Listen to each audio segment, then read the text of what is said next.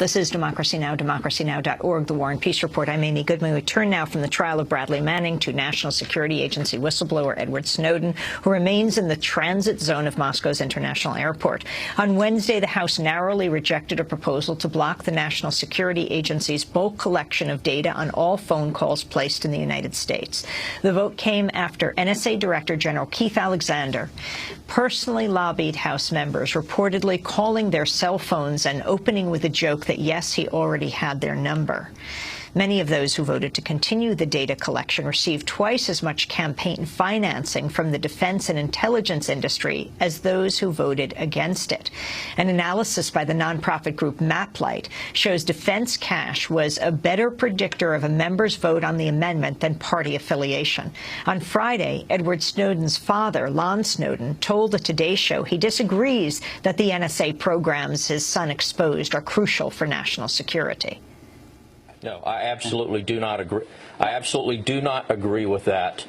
Certainly, we have a need for a strong intelligence community and a strong conventional defense. But many of those same people who will go back and suggest that we must fund these obscenely expensive programs that drive massive profits for companies like Booz Allen Hamilton and the Chertoff Group, for whom Michael Hayden is a principal, it's all about the money. If you look at the concerted effort by both many of these congressmen, the Peter Kings of the world, the Mike Rogers, the Michelle Bachmans, the Dutch Ruppersbergers, to demonize my son, to focus the issue on my son, and not to talk about the fact that they had a responsibility to ensure that these programs were constitutional. Meanwhile, Guardian columnist Glenn Greenwald announced Sunday he would soon publish new details to confirm former NSA contractor Edward Snowden's claim that low-level analysts can listen to the phone calls of any American or even read President Obama's emails.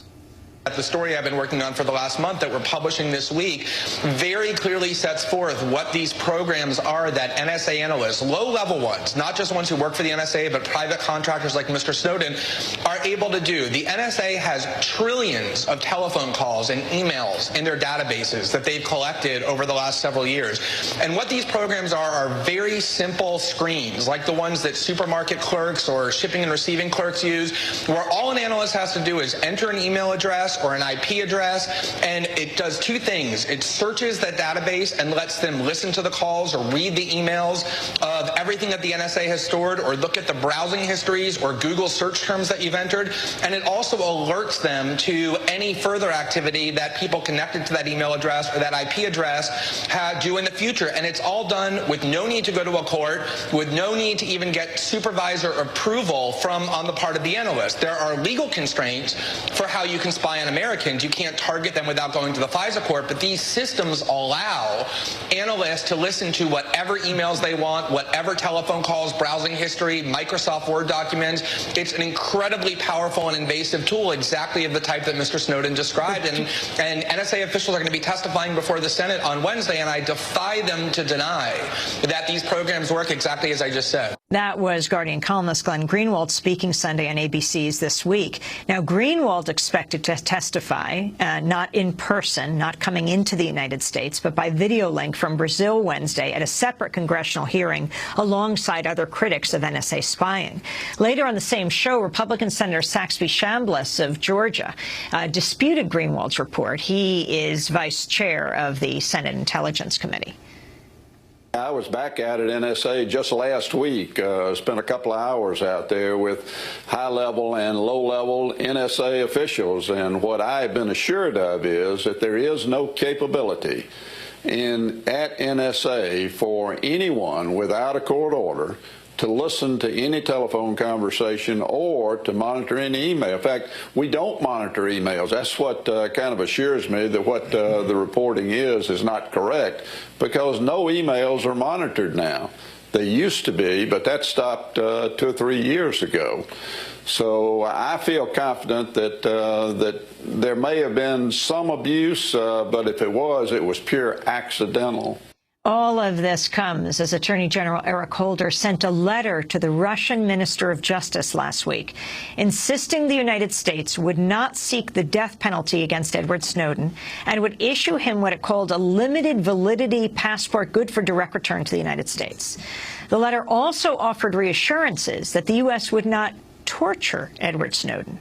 Well, for more, we remain with Michael Ratner, President Emeritus of the Center for Constitutional Rights and a lawyer for Julian Assange and WikiLeaks, which is involved with helping Edward Snowden get from Hong Kong to Russia. Michael, this letter that was sent by Attorney General Eric Holder to his Russian counterpart that says we will not torture or kill Edward Snowden. You know, it's not worth anything, Amy, and it's laughable. It's sad that the U.S. has to write such a letter, that it won't torture people or kill them. But in fact, it's meaningless. First, it's not necessarily enforceable by Ed Snowden. But even more importantly, think about how the U.S. defines torture. The U.S. doesn't really think that anything it did under the Bush era was torture, with the exception possibly of waterboarding. So that means Ed Snowden can be subjected to every enhanced interrogation techniques, you know, lights on all the time, loud noise, cold temperatures, hot temperatures, strapped into a chair. All of the, quote, enhanced interrogation techniques are allowed under U.S.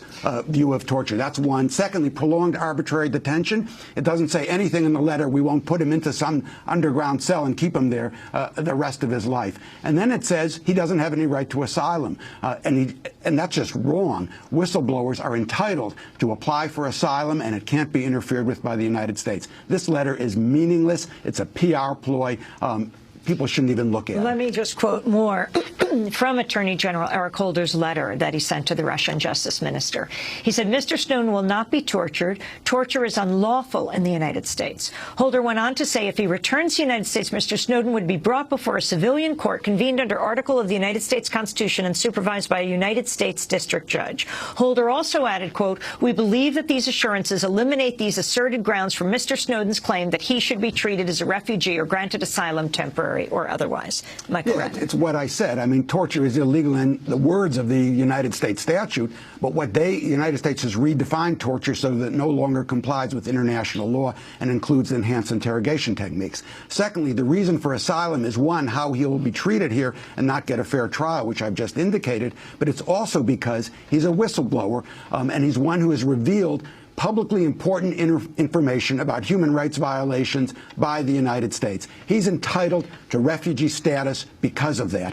Holder doesn't even address that. Now, the issue that the breaking news last week that he would be issued temporary asylum in Russia, what happened? Why is he still in the airport? I don't know the answer to that, Amy. All I know is on that issue, I know what I read. That so far that something with the paperwork has been filed up or something like that, and as far as we know, he's still in the airport. Can he get a fair trial if he returns to the United States? Absolutely not. Ask yourself if Bradley Manning's getting a fair trial, and think about what would happen to Ed Snowden. Ed Snowden has a lot of support. Bradley Manning has a lot of support as well, but they're still not getting fair trials in the United States.